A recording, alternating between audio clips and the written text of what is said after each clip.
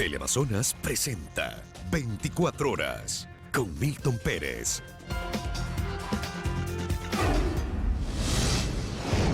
Empezamos a bordo de la lancha Sierra Negra del Parque Nacional Galápagos. El presidente Guillermo Lasso firmó el decreto de la creación de la nueva reserva marina del archipiélago. Se llama Hermandad y tendrá 60.000 kilómetros de extensión. Vamos a las Islas Galápagos. Diego Añasco está en Santa Cruz y nos tiene detalles a esta hora. Hola Diego, buenas noches. Buenas noches, saludos desde Galápagos. En una soleada tarde galapagueña se creó la segunda reserva marina de Galápagos. Tiene por nombre Hermandad y fue oficializada mediante la firma de un decreto ejecutivo a bordo de una embarcación del Parque Nacional Galápagos. El presidente Lasso, quien firmó el decreto, estuvo acompañado de dos invitados internacionales: el presidente Iván Duque de Colombia y el expresidente de Estados Unidos, Bill Clinton. Aquí el reporte. Este es el momento en el que el presidente Guillermo Lasso oficializa la creación de la Reserva Marina Hermandad, la segunda de Galápagos, que consta de 60.000 kilómetros cuadrados, de los cuales en 30.000 no se podrá realizar ningún tipo de pesca, y en los restantes 30.000 únicamente se podrá pescar con redes de cerco. Declaramos inaugurada esta reserva marina, la que hemos bautizado con ese mismo nombre, la Reserva Hermandad. Hermandad. Participaron como testigos de honor el presidente de Colombia, Iván Duque, y el expresidente de Estados Unidos, Bill Clinton. La nueva área marina ayudará a proteger especies migratorias que están en la lista de peligro de extinción y que migran desde Galápagos hacia Costa Rica, pasando por aguas colombianas. Un compromiso con el medio ambiente, un compromiso con la naturaleza y una medida histórica de acción climática. Entre tanto, el ministro de Finanzas, Simón Cueva, dio a conocer que al momento se analizan diferentes escenarios económicos para financiar la implementación, monitoreo y patrullaje de la nueva área marina protegida. Estamos analizando el detalle de los mecanismos, hay bastantes opciones, hay, gracias a Dios, mucho interés de muchos lugares del mundo para apoyar en este tema y estamos analizando la mejor forma para el país para que una vez que esté claro se pueda anunciar ya con los detalles del país. Las reservas marinas generan varios beneficios, entre ellos el turístico. Esto es un claro ejemplo cómo podemos depender o podemos ampliar los ingresos de nuestra economía a través del turismo. El pedido de creación de la nueva reserva marina nació de la comunidad galapagueña y que fue tomando fuerza con el apoyo de miles de personas e instituciones del mundo que reconocen el valor natural de las Islas Galápagos. Un gran día para el patrimonio natural de la humanidad. En Galápagos, Diego Añasco, La Lama, 24 horas. El pedido de la creación de una nueva reserva marina en Galápagos nació aquí, en las islas de su comunidad, frente al incremento de amenazas como la pesca ilegal, la sobrepesca, la contaminación ambiental y el cambio climático. Hoy las autoridades escucharon al pueblo y Galápagos tiene su segunda reserva marina, la Hermandad. Con esto damos paso a Estudios Centrales desde Galápagos. Buenas noches. Buenas noches, Diego. Gracias. Desde la isla Santa Cruz, importante noticia. Otra, aunque aún no hay una investigación en marcha relacionada con el tema de los llamados narcogenerales, la fiscal general del Estado aseguró que se realizan acciones pertinentes con cooperación internacional. Lo dijo durante su comparecencia a la Asamblea en la Comisión de Soberanía. Alterando el orden de las comparecencias para que la fiscal general Liana Salazar alcanzara a exponer ante los legisladores previo a asistir a rendir su versión en un proceso en su contra, fue como inició la sesión número 76 de la Comisión de Soberanía de la Asamblea Nacional, reunión que se centró en debatir sobre el tema de los narcogenerales y el retiro de visas a magistrados. Ante 8 legisladores de esta mesa legislativa, de manera telemática, la fiscal aseguró que no existe aún una investigación relacionada con este caso. Necesitamos tener una noticia de delito concreta, porque de lo contrario significaría iniciar investigaciones a 40 generales de una rama, a 20 generales de otra fuerza y a 2.000 administradores de justicia. Tampoco podemos nosotros atentar contra los derechos constitucionales. La Fiscalía tendría el deber, la obligación de hacer ya las investigaciones de oficio. Estas no son estos no son argumentos de redes sociales. Hay una manifestación clara y directa de un embajador de los Estados Unidos de Norteamérica. Ante los cuestionamientos, la titular de la acción penal aclaró que mediante cooperación internacional sí se realizan las acciones pertinentes. Existe una estrecha cooperación entre el Departamento de Justicia de los Estados Unidos de Norteamérica y la Fiscalía General del Estado. No se puede aventurar a perder la confianza del Departamento de Justicia por exponer las acciones que vienen emprendiendo de manera reservada. Las comparecencias continuaron con los vocales del Consejo de la Judicatura, quienes aclararon ante los legisladores que se ha solicitado ayuda al Ministerio de Relaciones Exteriores para pedir mayor información a la Embajada de los Estados Unidos respecto al retiro de visas a jueces ecuatorianos, además de que se requirió a todos los jueces y juezas que informen de manera oficial si sus visas a Estados Unidos han sido revocadas. Preocupa que en un país independiente y bajo los principios de no injerencia se activen procesos por acciones de otros países. Que no nos sorprenda que muchos de esos servidores a quienes se les habría revocado la visa serán aquellos que el Consejo de la Judicatura ha destituido y aquellos a los que el Consejo de la Judicatura ha presentado las denuncias por actos de corrupción. Apuntaron que la información que se reciba servirá para continuar bajo la línea de la lucha contra la corrupción. En Quito, Daniela Valencia, 24 horas. Serían alrededor de 100 personas entre abogados y jueces a quienes la Embajada de los Estados Unidos les habría retirado la visa por estar involucrados en actos de corrupción. En 2021 el Consejo de la Judicatura destituyó a 66 servidores judiciales. Un país en el que jueces le otorgan la libertad al líder de la banda más peligrosa sin haber cumplido su pena, donde hay alteraciones de hasta los sorteos judiciales y en el que un expresidente dice manejar la justicia. Las sospechas sobre la función judicial sobran. La cifra de jueces y abogados a quienes la Embajada de Estados Unidos les revocó la visa por supuestos actos de corrupción alcanzarían las 100 visas revocadas, la mayoría de ellas de abogados y el restante de jueces. Esta no es una práctica nueva de Estados Unidos en la lucha contra sobre todo el narcotráfico, que se extendió a la corrupción en general. Solo en 2021 el Consejo de la Judicatura destituyó a 66 servidores judiciales. En esta cifra están los jueces que actuaron en el caso Yunda, el juez que le concedió medidas cautelares y la jueza que le otorgó la acción de protección al exalcalde, además de los responsables del sorteo de las causas. Varios de estos casos han sido llevados a investigaciones penales, como los jueces y abogados del caso JL. Por ejemplo, el juez penitenciario del Guayas que le rebajó la pena al líder de los choneros. En el proceso se incluyó también a los abogados. En este caso se cambió la pena de 25 años a solo 13. También están los jueces del caso Bucarán, a quienes pese a habérseles definido manifiesta negligencia, no se los destituyó, solo se los suspendió. La Judicatura no solo ha sancionado a jueces, también a 7 abogados con suspensión y a 43 de ellos con multa.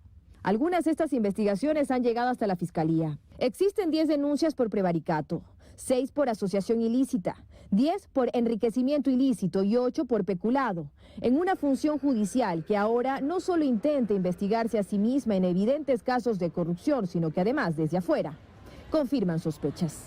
Dayana Monroy, 24 horas. Esta tarde se confirmó el nombre del nuevo presidente de la Corte de Justicia de Pichincha. Se trata de Gustavo Osejo, hasta hoy juez de la familia, niñez y adolescencia. Vamos por esta información que ocurrió al final de la tarde. Fausto Yepes está en la Corte de Pichincha justamente para darnos detalles de cómo ocurrió la votación. Hola, Fausto. Gracias, ¿qué tal amigos? Buenas noches. Fueron 2 procesos de votación durante todo este día aquí en la Corte Provincial de Justicia de Pichincha, donde en las primeras horas de la mañana la votación se repartió entre los 3 candidatos, Gustavo Osejo, Dilsa Muñoz y Óscar Chamorro. No obstante, para la segunda vuelta que estaba prevista en las primeras horas de la tarde, ya se definió la votación, recibiendo 23 votos Gustavo Osejo y 17 votos Dilsa Muñoz. Con esto, Gustavo Osejo es el nuevo presidente de la Corte de Justicia de Pichincha. Esto fue lo que dijo una vez que se conocieron los resultados y se oficializó que Osejo será el nuevo titular de este organismo. Un agradecimiento sincero a la sala de familia, a la sala laboral, a la sala civil, a la sala penal, porque todos somos una Corte Provincial de Pichincha. Y así vamos a seguir, unidos todos y juntos, con una buena imagen, rescatando todo lo bueno que ha hecho. Y bien, una vez que han sido ya oficializados los resultados, Osejo estará en sus funciones durante los próximos 2 años. Reemplaza a Vladimir Jaya, que deja la presidencia de la Corte de Justicia de Pichincha. Gracias, Fausto, por la información. Tenemos más noticias en otros temas. El precio internacional del crudo se incrementa. Sin embargo, en Ecuador la gasolina extra y Ecopaís, y además del diésel, no presentan cambios en sus valores, como lo anunció el presidente en el mes de noviembre. Hay varios factores tras el encarecimiento del petróleo, que incrementó $30 en un año, al igual que la demanda en el mundo. Este viernes el precio del petróleo intermedio de Texas, WTI, referente del crudo ecuatoriano, abrió con un ascenso del 0,8%, ubicándose en $83.04 por barril. Un importante aumento en medio de las operaciones del crudo, que para la proforma presupuestaria fijó un precio promedio por barril de $59.20. El exministro de Energía, Fernando Santos, lo explica. Hay más ingresos petroleros por el alto precio del crudo de exportación. Y la importación, que es un drenaje de divisas, ha bajado bastante. Esta combinación también es beneficiosa para la economía. Además, como aclara el secretario ejecutivo de la Cámara de Distribuidores de Derivados del Petróleo, eso no significa un incremento para el precio de los combustibles. Están congelados en su precio, ¿no es cierto? Desde octubre del 2021. Que suspendió estos incrementos mensuales en función de los precios internacionales. Si no estaban congelados, este momento el diésel principalmente se hubiese mantenido con su incremento. ¿Pero a qué se debe esta alza en el precio internacional del crudo? Ellos lo explican. Por una conjunción de factores, la demanda ha crecido y los viajes en automóvil, en avión, en barco se han incrementado. O sea, la demanda se ha disparado de productos petroleros. Por otro lado, la oferta está restringida. Son un reflejo de la crisis energética mundial que está viviendo este momento el planeta. Tenemos escasez de combustibles, escasez de gas natural, de carbón, que esto ha generado incrementos de los precios de la electricidad. Y al consultarles cuál es la proyección a futuro, dicen que es difícil saberlo. Yo creo que alrededor de $80 el WTI, que significa $73 el barril de crudo ecuatoriano. No se irá a las nubes, pero se quedará en las alturas donde está actualmente el precio del petróleo. Mientras tanto, también en el país la demanda de combustible experimentó un descenso del 15%. En Quito, María Gracia Acosta, 24 horas. La Comisión de Garantías Constitucionales recibió a varios solicitantes de las amnistías, entre ellos líderes indígenas como Leonidas Issa, quien dijo ser víctima de una persecución política y por eso cree que sí debe dar paso a una amnistía. Es parte de las 292 solicitudes de amnistías por los hechos de octubre de 2019. Esta comisión recibió a otros posibles beneficiarios de la amnistía. Los legisladores tienen hasta el 11 de febrero para elaborar un informe sobre estas solicitudes que fueron presentadas en septiembre de 2021. La Corte Nacional de Justicia rechazó el recurso de revisión presentado por el ex asesor de José Serrano, Diego Vallejo, en el proceso que lo sentenció a 18 meses de cárcel por asociación ilícita. Según el tribunal, no se introdujo prueba nueva al proceso. Casi 10 años después de que inició el proceso con el que se sentenció a 18 meses al exasesor del entonces ministro de Justicia José Serrano, Diego Vallejo, este viernes se ratificó su condena, luego de que el Tribunal de la Corte Nacional de Justicia, integrado por los jueces Walter Macías, Daniela Camacho y Luis Rivera, declararan de forma unánime como improcedente este recurso de revisión. En la resolución, los magistrados aseguraron que los recurrentes no cumplieron con fundamentar sus recursos, pues sus manifestaciones no pasaron de ser afirmaciones discursivas dirigidas a posesionar un discurso de persecución política. El antecedente que tuvo el Tribunal Penal para condenar a Diego Vallejo y a William Galeano no ha sido analizado, con lo que queda flotando un precedente nefasto de que ser amigo de determinadas personas le puede valer aquí una condena en este país. Esta resolución se da a pesar de que uno de los testigos se retractó y habló de un complot del gobierno del expresidente Rafael Correa para callar la voz de denuncia de Vallejo. Sin embargo, según el tribunal, no puede pretenderse la destrucción de la cosa juzgada sobre la base de considerar cuál de las declaraciones prevalece, si la rendida en el juicio o la rendida con posterioridad. ¿De qué se trata entonces la justicia? Cuando una persona se arrepiente y dice su verdad porque fue obligado y amenazado. O sea, para ellos simplemente ya no tiene que ver absolutamente nada esa parte. La disputa entre Diego Vallejo y José Serrano cae en una sentencia ilegal, injusta. En junio de 2012, Diego Vallejo fue detenido junto con su amigo William Galeano en medio de un operativo policial de rutina. En su poder encontraron una mochila con armas y el croquis del domicilio del entonces presidente del Consejo de la Judicatura, Paulo Rodríguez. Ambos fueron condenados a 18 meses de prisión por el delito de asociación ilícita. Vallejo insiste en que esto fue consecuencia de las denuncias públicas que realizó respecto a actos de corrupción e irregularidades en la elección de autoridades. En Quito, Daniela Valencia, 24 horas. Más noticias, amigos. De 9 a 12 meses podría concretar la venta del Banco del Pacífico, según su presidente ejecutivo. La entidad cuenta con un patrimonio de 820 millones de dólares, el monto que serviría como base para iniciar negociaciones con entidades financieras internacionales. Roberto González, presidente ejecutivo del Banco del Pacífico, cuenta que a mediados de febrero podrían tener listo el informe en el que actualmente se trabaja con asesoría internacional. El objetivo, hacer un avalúo del banco, el tercero en su historia. González adelanta que hay un valor base. El banco cerró con un patrimonio neto de 819 millones, exactamente 820. Por debajo de ese valor es impensable llevar a cabo ninguna operación. Entonces, a partir de ahí, las proyecciones del banco, los buenos activos que tiene, la posibilidad de seguir creciendo de una manera ordenada y eficiente, sobre todo, van a permitir mejorar ese valor considerablemente. Y a eso aspiramos, ¿no? Al momento, Banco del Pacífico atraviesa por un proceso de ajuste y reestructuración interna, asegura González, respondiendo a las críticas que se generan desde sectores que se oponen a la venta. El banco generó un flujo, digamos, libre de utilidades superior a los 80 millones de dólares. Es decir, si hubiéramos seguido la tendencia de otras administraciones, podíamos haber presentado una utilidad de 80, 85 millones de dólares tranquilamente. Sin embargo, hemos presentado 5. ¿Por qué? Porque parte de esa diferencia se ha destinado a sanear la cartera crediticia y a los gastos del ajuste del programa de reestructuración.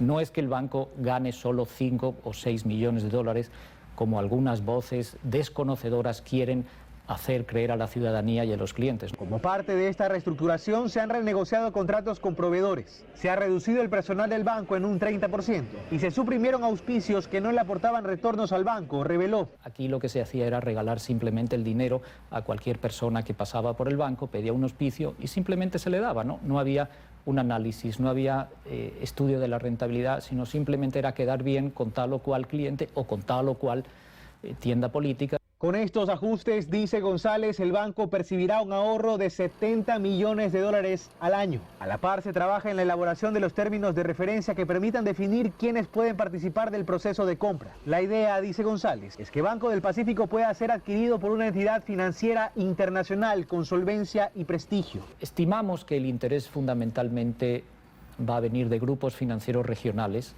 de países vecinos, quizás de Europa algo, no sabemos. Conforme avance el proceso, seguirán conociendo de forma oficial los nombres de los interesados, pues aún se encuentran en una etapa muy temprana, una de saneamiento y reestructuración. En Guayaquil, Carlos Acoto, 24 horas. Más del 90% de las camas de cuidados intensivos en Guayaquil están ocupadas. Frente al aumento de contagios, el COE cantonal decidió extender el nivel de alerta 3 y las clases seguirán siendo virtuales por 30 días más. Cada vez son más los casos de COVID-19 positivo que llegan a los hospitales de Guayaquil. En este marco, el COE cantonal decidió este viernes extender el nivel de alerta 3 hasta el 31 de enero. Y es que la situación en los hospitales preocupa. La alcaldesa Cintia Viter informó que en la ciudad más del 90% de camas de cuidados intensivos están ocupadas y más del 76% de las áreas de hospitalización tienen pacientes. Tan solo en el Hospital Luis Bernaza, el 50% del servicio de terapia intensiva está ocupado. El índice de contagio en las pruebas que se realizan está entre un 50 y un 60%. Una ocupación de un 80% de pacientes COVID. Por lo que en esta casa de salud se prevé aumentar el número de camas en los próximos días. La alcaldesa Cintia Viteri anunció además que las clases seguirán siendo virtuales por 30 días más en Guayaquil, pues los estudiantes en su mayoría no están vacunados. A los colegios solo asistirá personal administrativo, respetando el aforo permitido. Los contagios en niños y adolescentes continúan. El uso de la mascarilla sigue siendo indispensable para parar el contagio. Este aumento de contagios ha hecho que más personas acudan a vacunarse. En vacunatorios como el Colegio Cristóbal Colón, por ejemplo, llegan hasta 1.000 personas por día, mientras en Mucholote llegan hasta 2.000 personas a vacunarse. Empresas privadas y municipales han formado brigadas, facilitando el transporte para llevar a sus colaboradores a aplicarse las dosis. El día de hoy vamos a avanzar un grupo de 1.000 personas para la tercera dosis. Y es que las empresas se han visto afectadas por la nueva ola de casos. Varios colaboradores se han contagiado y han tenido que aislarse, lo que complica el desarrollo normal de actividades en las empresas. La última semana de diciembre, aproximadamente el 35, el 40% de nuestro personal cayó con COVID, limitado bastante en poder cumplir nuestras funciones. Tenemos casos, no tenemos casos hospitalizados. Dentro de la empresa, muchos de nuestros compañeros han podido contagiarse. La empresa ha tenido que, mandar a sus casas a cada uno de estos colaboradores. Y no solo ocurre en las empresas, sino también en los hospitales. Sí son algunas. No podríamos precisar si el contagio ocurre aquí, en realidad ocurre afuera. Del 5 al 11 de enero en Guayaquil se registraron un promedio de 901 casos por día. A partir del lunes se abrirá un punto más de vacunación en Guayaquil, en la avenida 25 de Julio. Luis Alfredo Zúñiga, 24 horas. Los viajeros nacionales y extranjeros residentes en Ecuador o no deberán presentar el resultado negativo de una prueba PCR de COVID-19 a su arribo a las terminales aeroportuarias. Así lo dispuso el COE Nacional. Quienes vienen de Estados Unidos ya no podrán realizarse la prueba al llegar. Nuevamente cambiaron los lineamientos para los viajeros. El Comité de Operaciones de Emergencia Nacional dispuso que los pasajeros nacionales y extranjeros ingresen a los aeropuertos del país con el resultado negativo de una prueba PCR. Es decir, sea cual sea su lugar de origen, vivan en Ecuador o no, todos deberán presentar de manera obligatoria el resultado de la prueba hecha hasta 72 horas antes de la fecha de embarque. Cabe recordar que el domingo pasado el mismo organismo había resuelto que los pasajeros provenientes de Estados Unidos pero residentes en Ecuador podían realizarse la prueba acá, en el país, luego de arribar, y que el resultado se lo podían comunicar a los funcionarios del Ministerio de Salud Pública que estarían a cargo de monitorear telefónicamente el cumplimiento de los 14 días de aislamiento preventivo obligatorio que como requisito también se les había establecido. Esto debido a la gran demanda de pruebas PCR que se evidenció en Estados Unidos, lo que generó congestión en los laboratorios y llevó a que muchos ecuatorianos tengan que cancelar sus viajes de retorno. Pero en vista de la difícil situación epidemiológica que actualmente atraviesa el país y especialmente la ciudad de Guayaquil, la alcaldesa Cintia Viteri solicitó que se revise esa medida. Y el ingeniero Juan Zapata tomó la decisión de que los pasajeros nacionales o extranjeros que lleguen al aeropuerto de Guayaquil tienen que venir con prueba PCR. Además del resultado negativo, los viajeros deberán presentar el carnet de vacunación con esquema completo con la aplicación de la segunda dosis por lo menos 14 días antes del viaje. Mauricio, la mañana de este viernes, arribó al aeropuerto José Joaquín de Olmedo de Guayaquil, proveniente de Miami, con todos los requisitos. ¿Cómo le fue con el tema de la prueba? Yo me lo hice allá sin problema, sí, pero hay que hacer cita ahora. Hay muchos lugares que no lo hacen así nada más como antes. Lupe, quien vino de Nueva York, también la trajo. Nos hicimos allá y ellos teníamos que presentar aquí. Incluso Kevin, proveniente de Argentina, y Rocío de México cumplieron con cada uno de los lineamientos. Yo creo que es lo ideal. Me parece también que nos cuiden. Como parte de las medidas en los aeropuertos del país, se solicita la presentación del documento de vacunación contra el COVID-19 para ingresar a las personas que van a recibir o a acompañar a los viajeros. No más de una por cada pasajero. Luisa María Heredia, 24 horas. No decidieron si modificar o no el plazo de 28 semanas para terminar con un embarazo producto de una violación. Le estoy escuchando, no necesita alzar la voz. Sí, lo escuchamos. Toda la ciudadanía le escucha. No grite, le pido de favor. ¿Qué comentario que hace usted, asambleísta Vanegas? Pido disculpas a toda la ciudadanía. Esto fue parte de la sesión de la Comisión de Justicia que este viernes se mantuvo para definir el plazo para la terminación de un embarazo producto de una violación. Las discusiones se dieron en medio de comparecencias de médicos y expertos que fueron llamados para que aporten con sus conocimientos. Considera que un cuerpo de una niña de 9, 10, 11, 12 y hasta 13 años tiene las condiciones adecuadas para llevar un embarazo o llevarlo a término. Pueden llegar a tener un embarazo a término y lo hemos visto, hay niñas que dan a luz a los 10, 11, 12 años, tal vez haya que hacerles una cesárea. Si esa niña, que nadie le pide ser mamá, puede darle en adopción. Lo que no debemos es matar a un ser humano inocente. Otros expertos por su lado sí llevaron información técnica y científica de cuál debe ser la decisión de los asambleístas en base a la realidad ecuatoriana. Un límite, voy a poner un número de 12 semanas, dejaría fuera a más de 5.000 niñas y mujeres al año de acceder a un procedimiento médico. Pero si es de 24 o menos semanas, estarían en condiciones de la mujer optar. Tras escuchar por 6 horas a 7 comparecientes y tomarse un receso de 2 horas, los legisladores no debatieron sobre lo que escucharon y la sesión fue suspendida. Para revisar la información, analizarla y volver a reunirnos para debatir y resolver sobre el punto planteado en esta sesión. Por ello, se suspende la sesión, se reinstalará el día de mañana a las 15 horas en la misma modalidad. Hasta mientras, la temporalidad de hasta 28 semanas para terminar con un embarazo por violación para mayores de 18 años y sin plazo para niñas y mujeres con discapacidad se mantiene. Se espera que este sábado se tome una decisión, pues existe la amenaza de un veto por parte del Ejecutivo a este proyecto de ley, que es un dictamen de la Corte Constitucional. En Quito, Andrea Samaniego, 24 horas.